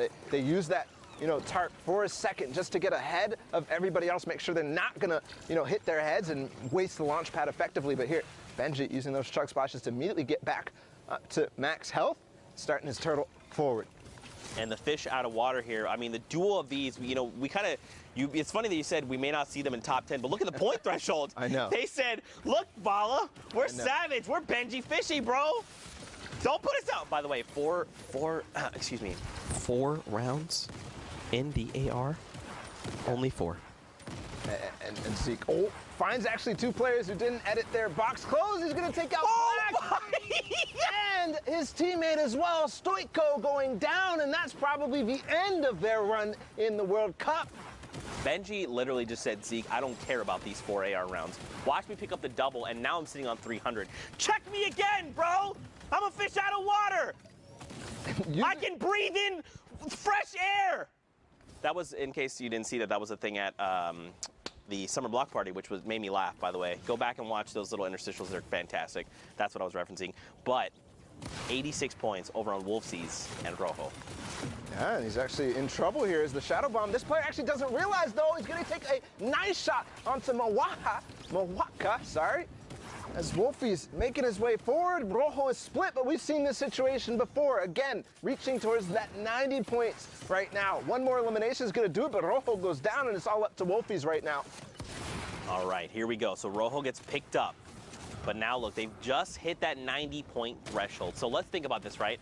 If Wolfies could clutch it up by himself, he'd have to at least get the Victory Royale, which is another 7 points, and at least 3 eliminations. There's still 10 players. It's doable. To get 100, is that what to break the triple digits. Yeah, I want to see the 100. I want to see it because you know they want to see it too. I mean, based on what scores I'm seeing already spread out throughout the map and the games that we've seen, I think he's already probably clinched it.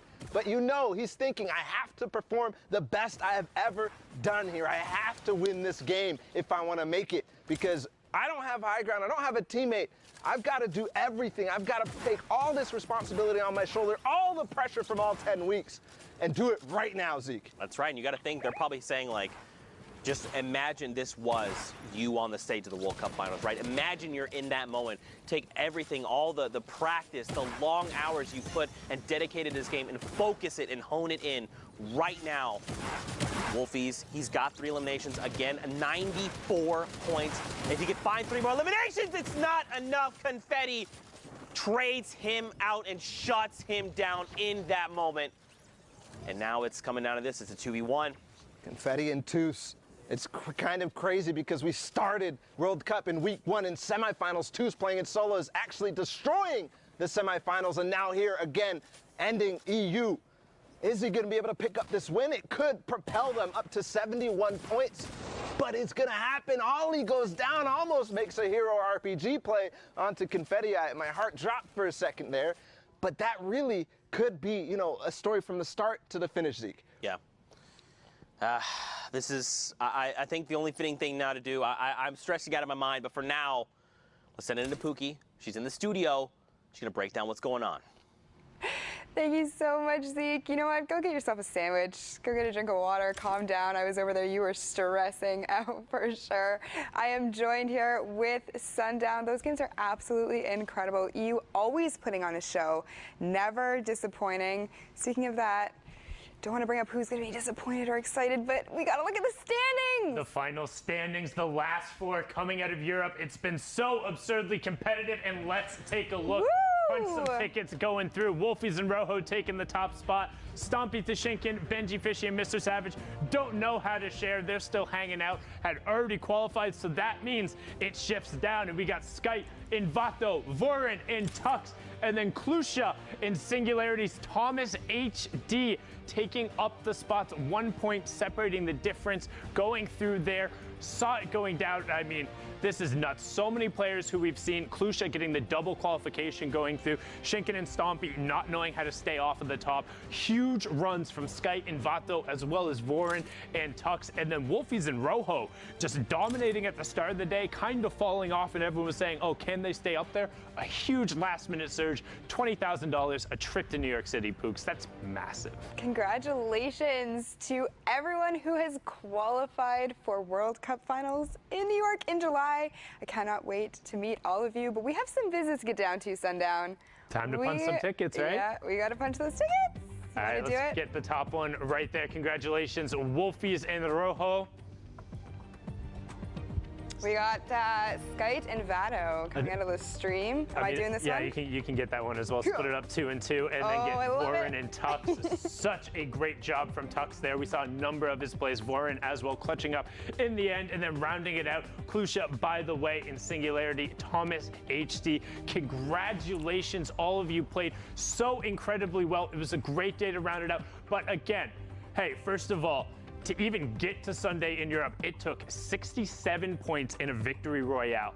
Like, if you were playing on Sunday, you're among the best of the best there, and just because your name isn't up here doesn't mean you're done. There's always going to be more to play for. There's always more there. And speaking of always more competitive Fortnite stuff, we recently actually just launched our own dedicated Twitter to all things competitive Fortnite. You know, let's just throw it on up there. Go ahead, give it a follow as well. It's twitter.com/competitive, and I mean, there's always a way to get involved. We're going to be highlighting plays, we'll be doing breakdowns, we'll be asking you who your favorite players are up there, so keep an eye on that. And then let's also see what is up on the social wall and what players had to say up there. Boom, right on up there, and then everyone's saying welcome to Twitter on there. Let's go. People being excited about it, and look at that. I love the Sharks just slamming the like and the retweet button. Nice. I love that. Cutest graphic I've seen on this wall thus far.